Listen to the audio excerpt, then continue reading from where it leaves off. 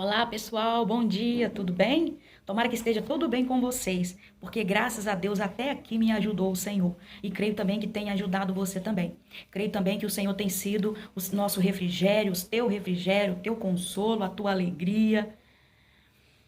Como eu falei no vídeo anterior, que eu iria contar para vocês um pouquinho da minha trajetória. Como eu cheguei à faculdade aos 32 anos. Creio que muitos que estão agora aí me ouvindo creio que tem um sonho que deixou lá para trás, um sonho que sonhou lá no passado e pensou assim: não dá mais. A idade chegou, já não dá mais. Eu também pensei assim. Eu também pensei desse jeito. Pensei que para mim já não tinha mais jeito, já tinha duas filhas, já com 32 anos de idade. Então, parei de sonhar. Para mim, não tinha mais jeito. Mas eu quero te dizer algo. Volte a sonhar, porque Deus ainda realiza sonhos. Assim como ele realizou o meu sonho, ele vai realizar também o seu sonho. Basta crer, basta ter fé e nunca desistir do objetivo que você tem na vida. Eu pensei que não tinha mais jeito.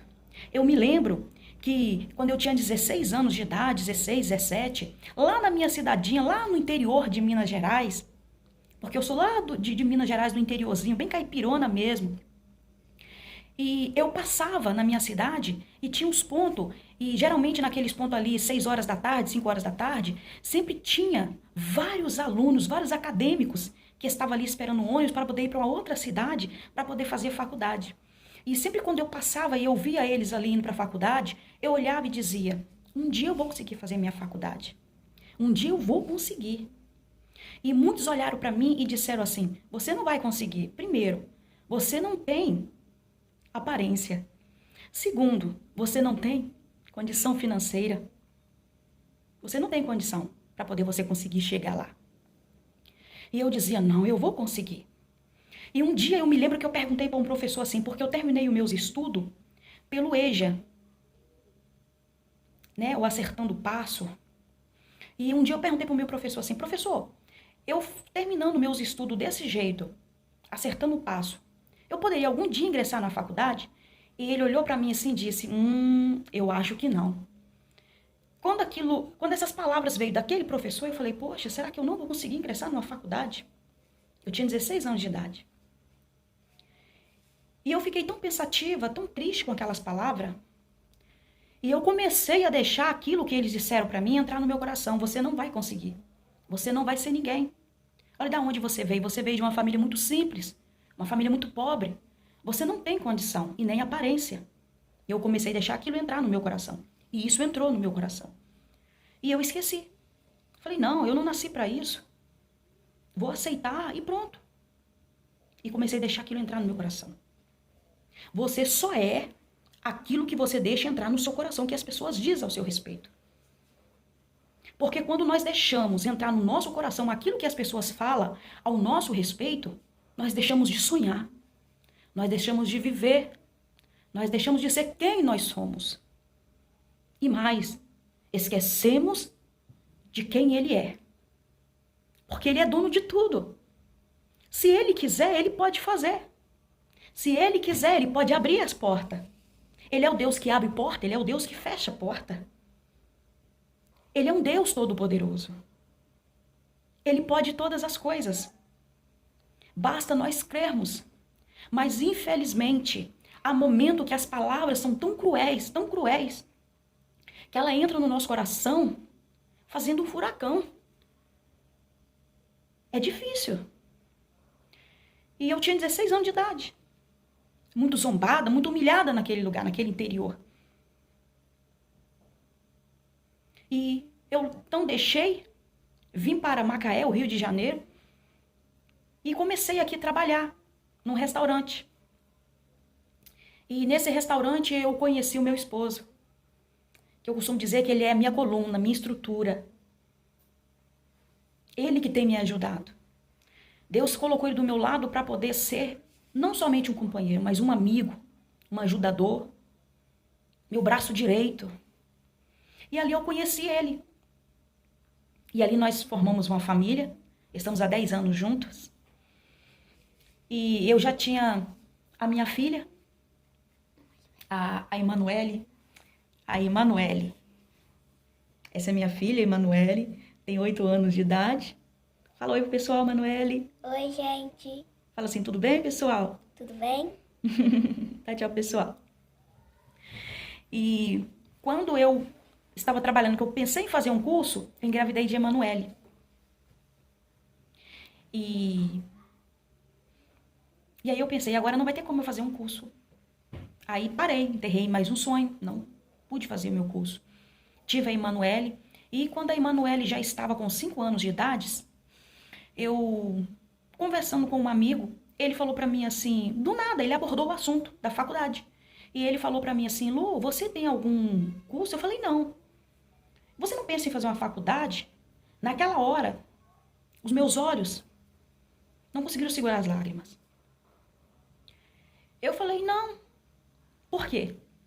Naquele momento, quando eu disse pra ele, não, por quê? O meu coração naquela hora sangrou. Porque o meu sonho era fazer uma faculdade. Meu sonho era fazer uma faculdade. Mas eu não tinha condição financeira para poder fazer a faculdade. Então, ele insistiu, ele não desistiu, ele insistiu. E ele começou a falar comigo. Por que você não faz uma faculdade? É tão fácil ingressar numa faculdade hoje em dia. Tem o Enem, eu não tinha o Enem.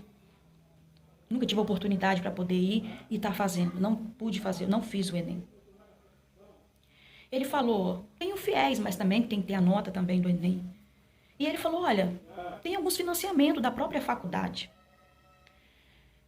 E naquele momento, terminei de conversar com ele, desliguei o telefone, eu estava visitando a minha mãe em Minas Gerais nesta época.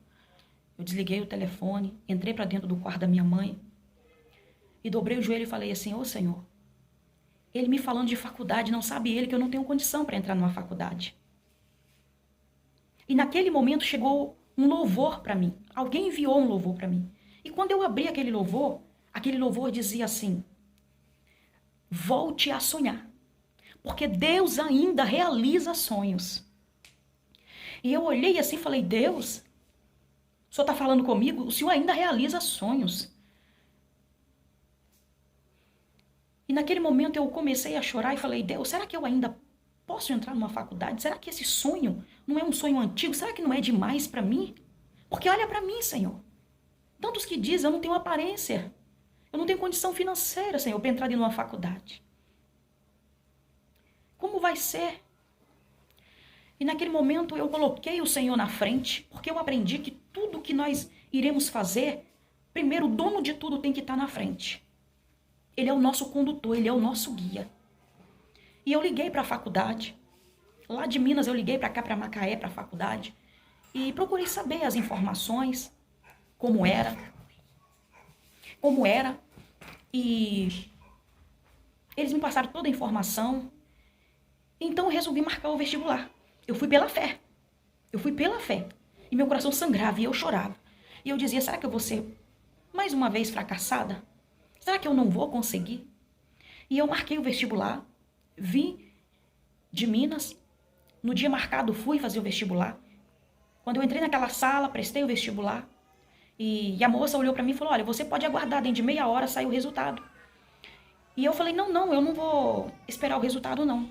E terminei de fazer o vestibular, aí a moça pegou e falou para mim poder esperar. E eu falei, não, eu prefiro ir embora. Porque eu fiquei com medo do não. Eu fiquei com medo dela sair e falar, você não passou. E eu saí imediatamente, meu esposo estava do lado de fora me esperando, porque meu esposo, ele me acompanhou do começo até o fim. Quando eu falei com ele que eu pretendia entrar na faculdade, a gente não tinha condição financeira. Eu fui pela fé, porque quando eu cheguei na faculdade, eu perguntei como eu poderia ingressar. E a moça, ela me informou sobre o PAR que a faculdade tem, que é um financiamento próprio da faculdade. E eu perguntei ela como seria, e ela falou para mim que eu pagaria, né, uma porcentagem, e depois que eu terminasse a faculdade, eu ainda pagaria ainda mais 5 anos ainda. Pagaria os 5 anos da faculdade que eu estava estudando, mais 5 depois.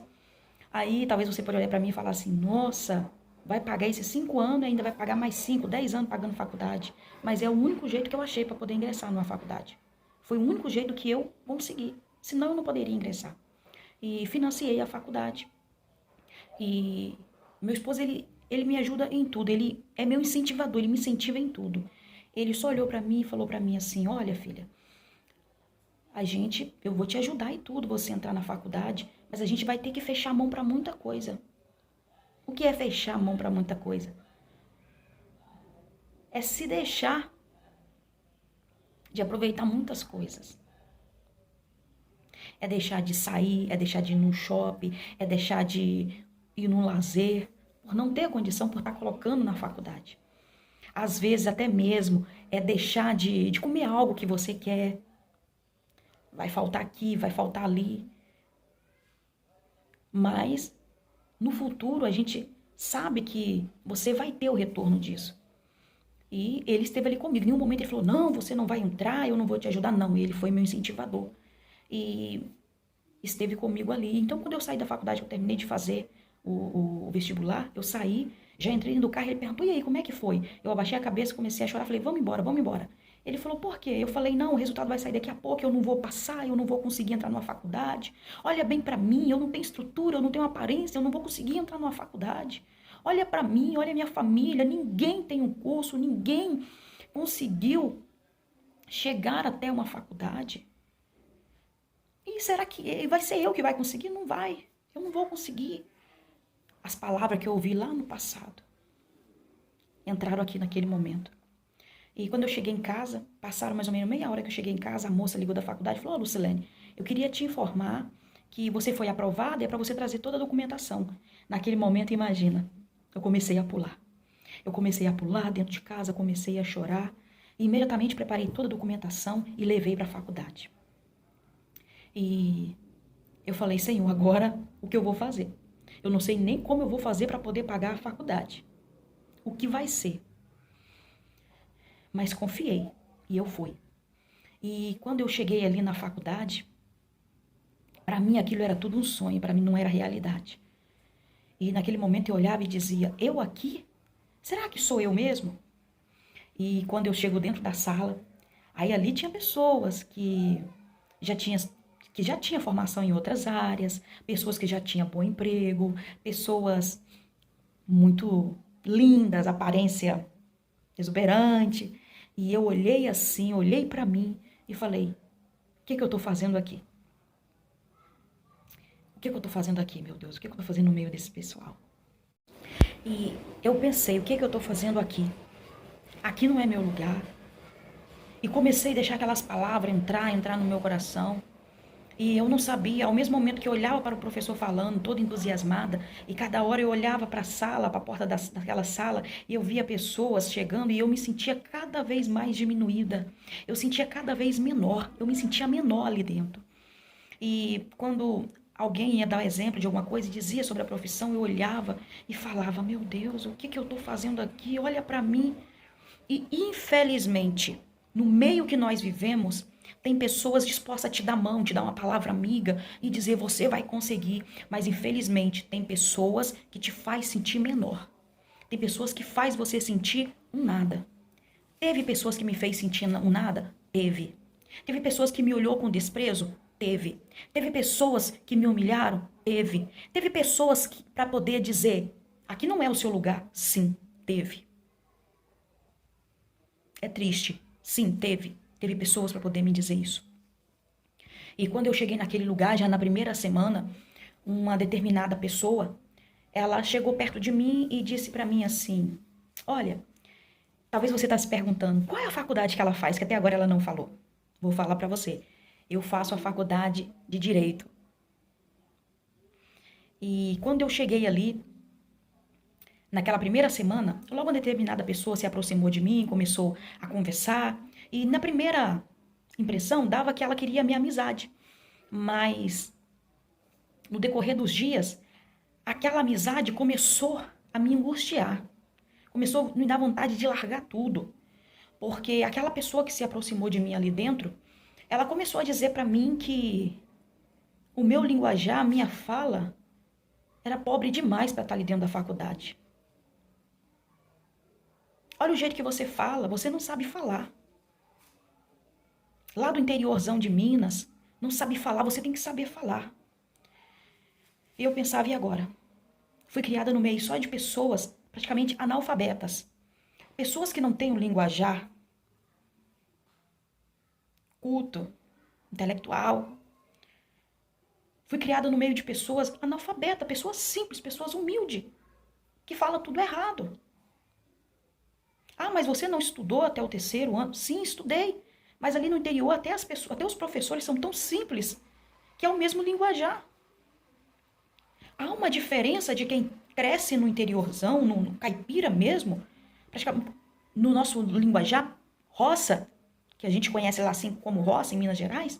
Há uma diferença de pessoas que é criada nesse ambiente e de pessoas que é criada numa cidade mais grande, no meio de pessoas que têm um linguajar culto. É diferente.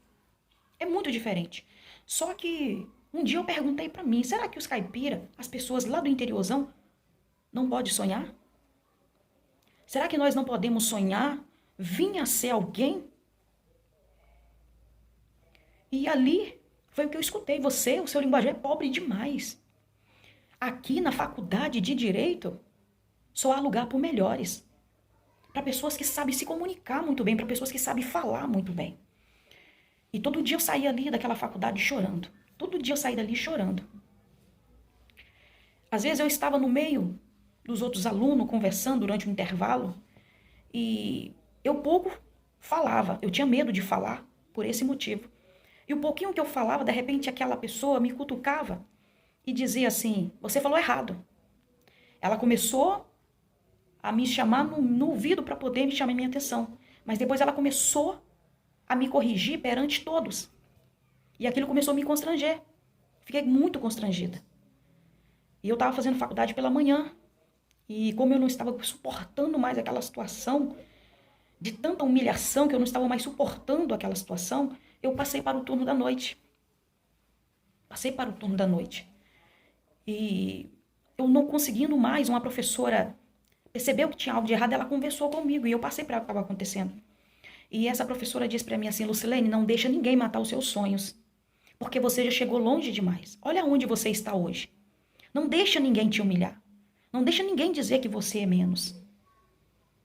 E eu coloquei aquilo no coração. E aquela pessoa me disse, olha, você não vai passar nas provas, nem nas primeiras provas. Olha, quando Deus ele abre uma porta para você, ele é fiel. Ele é fiel para poder cumprir tudo que ele tem para você. Então, primeiro período, vieram as provas, passei nas primeiras provas. Veio a segunda, passei nas segundas provas. Findei o primeiro período. Assim veio o segundo período, mas há um segredo. Toda vez que as minhas provas começavam, eu ia até o banheiro, dobrava os joelhos e falava, Senhor, eu nada sei, mas Tu sabe. Eu nada posso, mas o Senhor pode. Então, Senhor, entra comigo naquela sala e tudo aquilo que eu estudei, traz à minha memória para mim poder fazer uma boa prova. Porque Tu sabe, Senhor, que toda vez que eu entro aqui, eu entro com meu coração com vontade de aprender. Eu sei que não era para mim estar aqui. Eu sei que aqui tem pessoas bem melhores, mas o Senhor me permitiu estar aqui. Então, Senhor, me ajuda. E eu entrava. Assim veio o segundo período, veio o terceiro, veio o quarto período, veio o quinto período. E juntamente com o quinto período, quando eu cheguei no quinto período, veio a pandemia. Todo aquele alvoroço na pandemia. E, de repente, no terceiro ano da faculdade, eu descubro que estou grávida. E aí, somente eu e meu esposo em Macaé, com 2 filhas, uma de 12 e uma de 7. E eu contava com a ajuda de uma amiga que tomava conta da minha filha de 8 anos, de 7 anos. E eu deixava com ela, durante o dia meu esposo saía para trabalhar. E 4 horas ela pegava minha filha na escola e ficava com a minha filha. Gente, eu não conto para vocês sentir dó de mim, não. Mas é para poder levar esperança ao coração daqueles que têm um sonho. Quantas vezes eu chegava, descia do ônibus, 5 quadras da minha casa, muito para lá. Às vezes eu estava com muita dor de cabeça, pressão alta, estava faminta, com muita fome, porque eu saía cedo de casa Eu saía 9h pouca da manhã de casa para ir fazer estágio no fórum. Eu comecei, gente, fazendo estágio voluntário.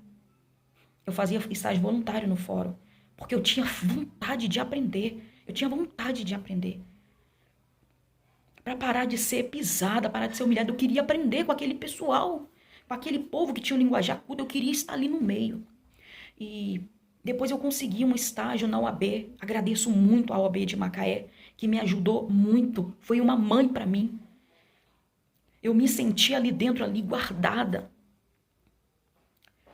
Fui muito bem tratada por todos ali dentro. E quantas vezes que eu chegava às 11 horas da noite, descia lá, debaixo de chuva, pegava a minha menina e a gente descia no meio da chuva, correndo, até chegar em casa. Chegava em casa, eu ainda tinha que estudar um pouquinho ainda, para poder fazer prova, poder fazer trabalho da faculdade. Eu não descansava. Mas como é prazeroso você fazer aquilo que você sempre sonhou. É muito prazeroso. E de repente eu descubro que estou grávida. Não por descuido, porque eu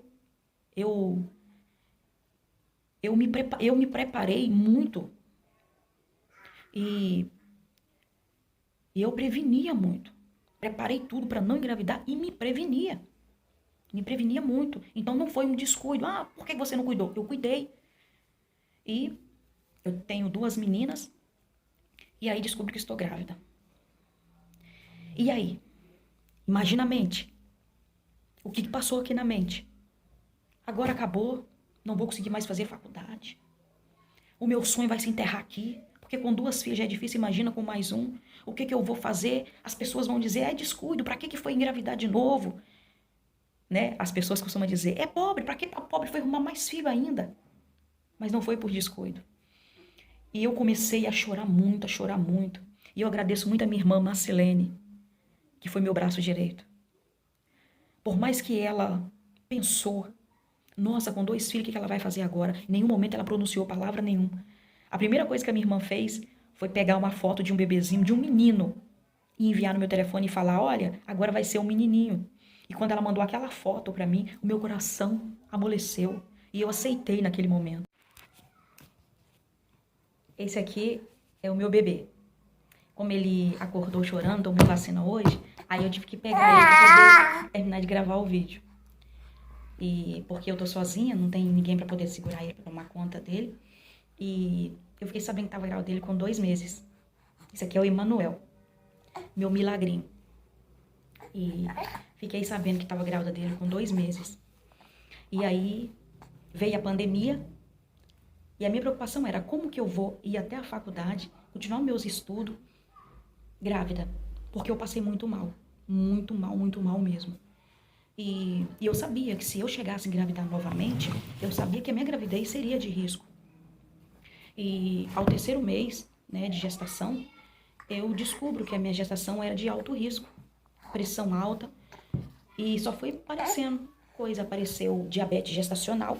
Fiquei com diabetes gestacional, pressão alta. E foi até 38 semanas desse jeito. Fiquei muito ruim. Eu não andava praticamente. Praticamente eu nem levantava, nem saía da cama. Eu só ia no médico mesmo. Meu esposo me levava e eu voltava também para casa. E praticamente não conseguia fazer nada. Era diretamente assim. E com 37 semanas de gestação. E nesse período, talvez você está se perguntando, e como você fez com a faculdade? Com a pandemia, eu fiquei em casa tendo as aulas online. E um amigo da faculdade me ajudou muito.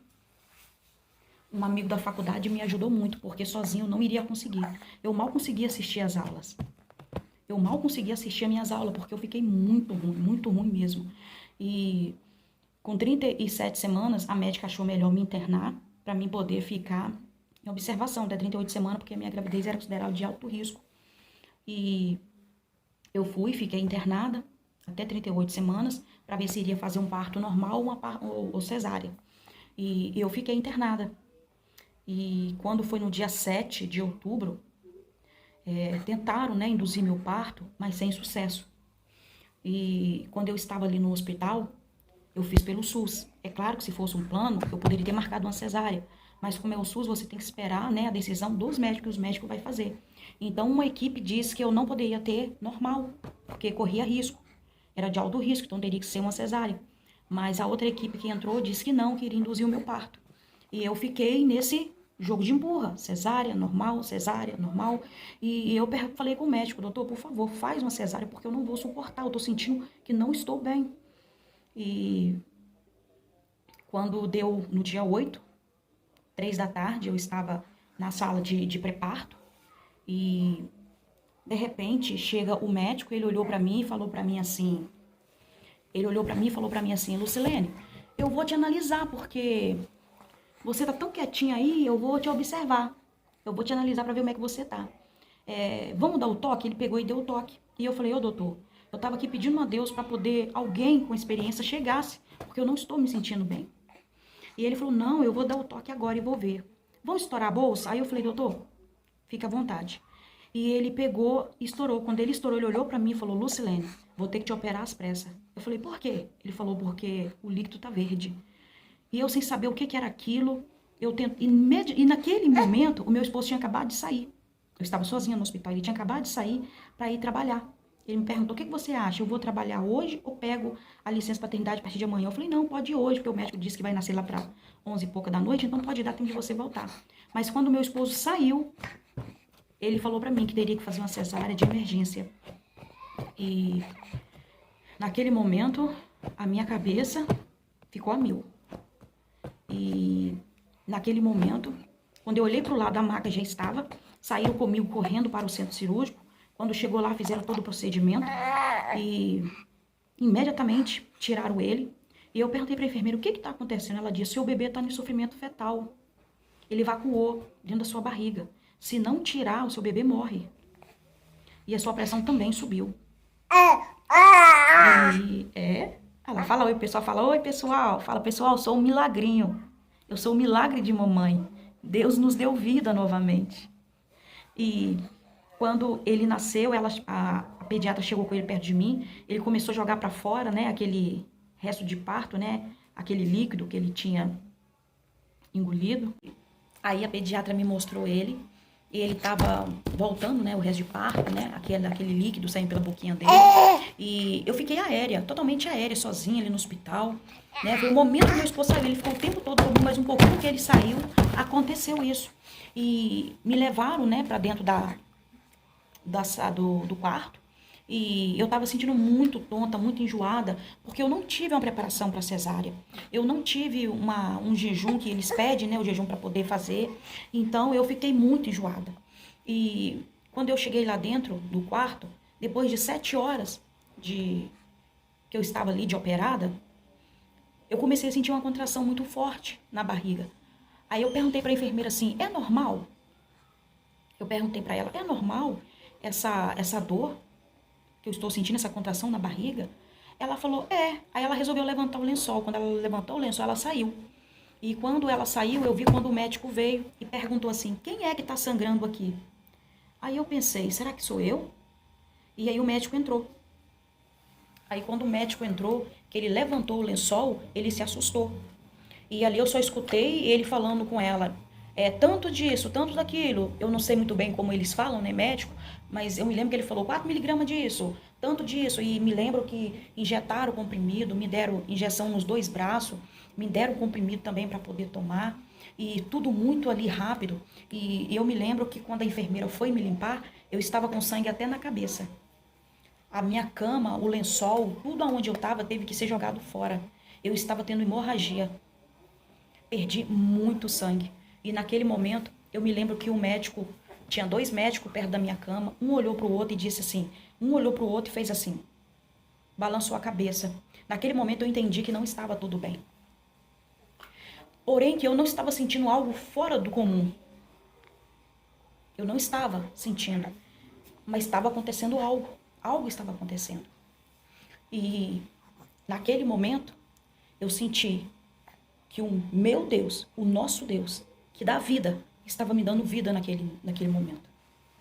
Porque eu perdi tanto sangue, que até os médicos olharam para o outro e disseram, não tem mais jeito. E ele olhou para a enfermeira e tipo balançou a cabeça, pode falar para ela.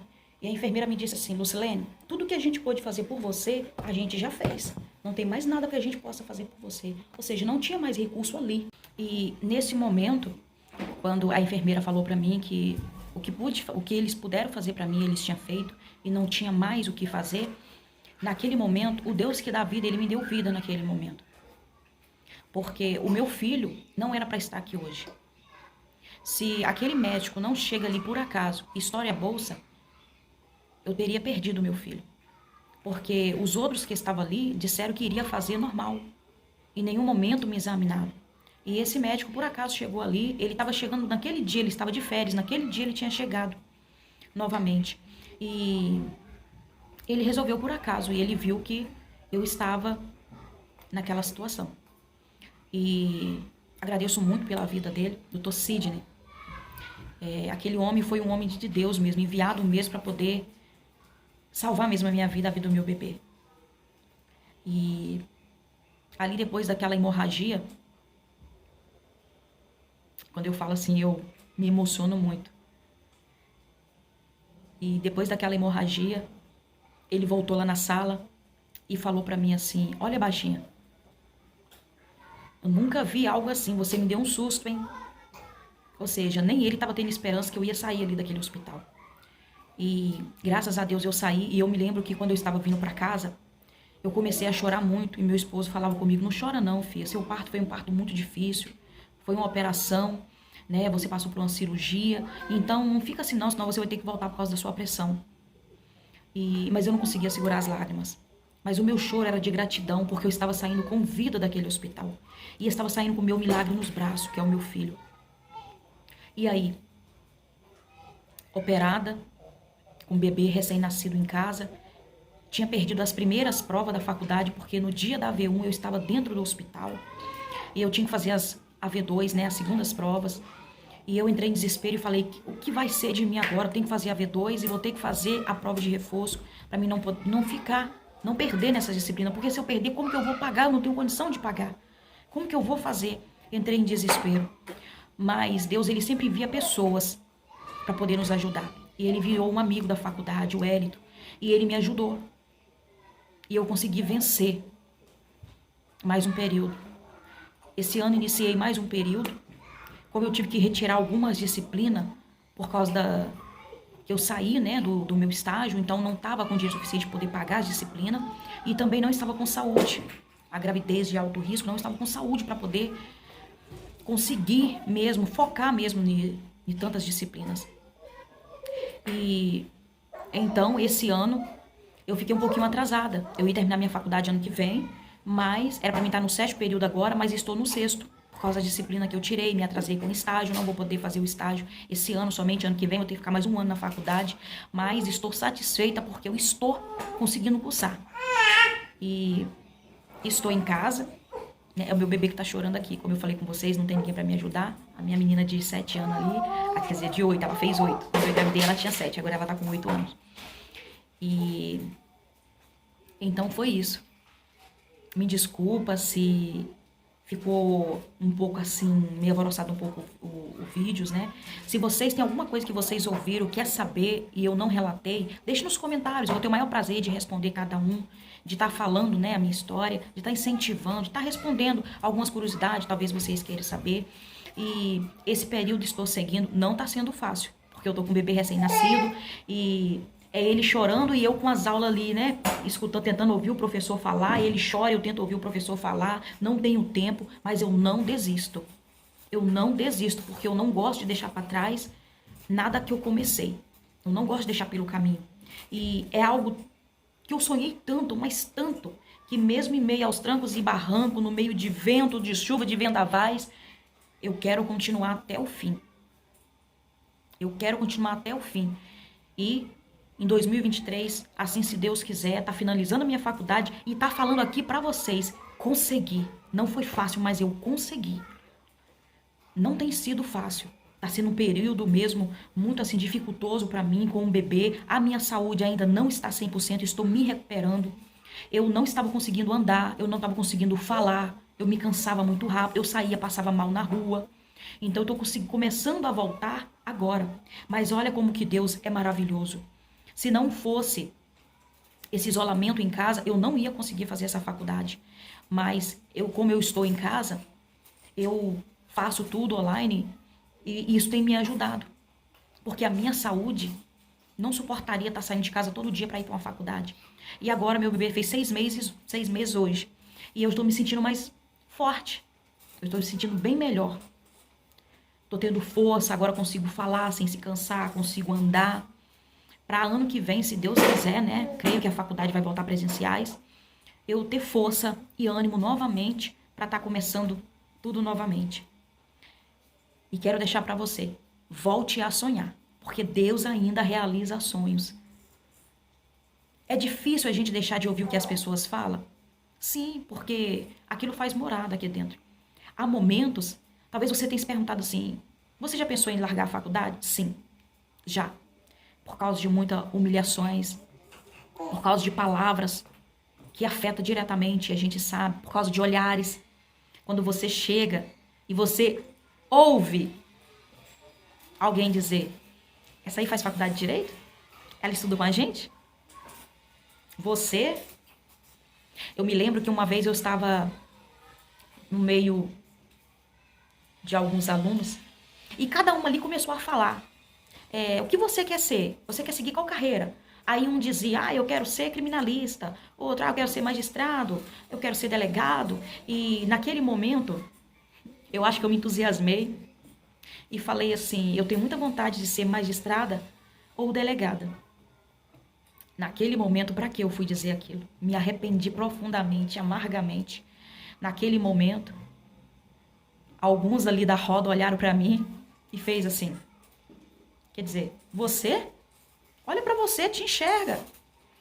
E aquilo me causou uma tristeza muito grande. E eu disse, nunca mais eu falo o que eu quero ser. Sabe por quê? Não conte os seus maiores sonhos a ninguém. Não conte.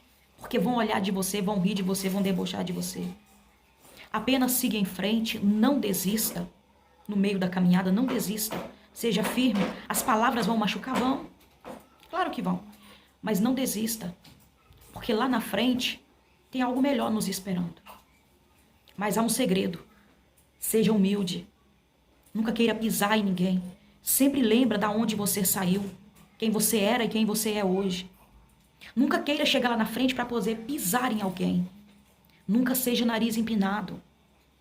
Seja humilde. Nunca queira ser grande demais. Porque é muito triste. É muito triste. Eu paro assim, olhando assim, gravando um vídeo, e eu começo a ver algumas situações já que eu já passei. É muito triste, é muito cruel você ter que ouvir algumas palavras, mas eu creio que eu virei aqui no canal e mostrarei para vocês o meu diploma. E vou falar para vocês, eu consegui. E aonde quer que eu chegar, onde Deus me colocar, eu quero continuar sendo a mesma pessoa que eu sou hoje, humilde. Quero ser a mesma pessoa. Agradeço por você ter me ouvido, ter me dado atenção. Um beijo, até o próximo vídeo. E se você tiver alguma pergunta para fazer, deixa aqui embaixo. Eu vou ter o maior prazer em responder. E me desculpa, né? É os primeiros vídeos que eu estou fazendo. E eu senti de gravar esse vídeo para poder deixar aqui, porque quando eu iniciei a faculdade, eu procurei esse tipo de vídeo, palavras que me motivassem. E eu encontrei, e isso me motivou muito. E esse dia pensando, eu falei, por que não também deixar ali a minha história para poder incentivar? Tá bom? Tchau, beijo.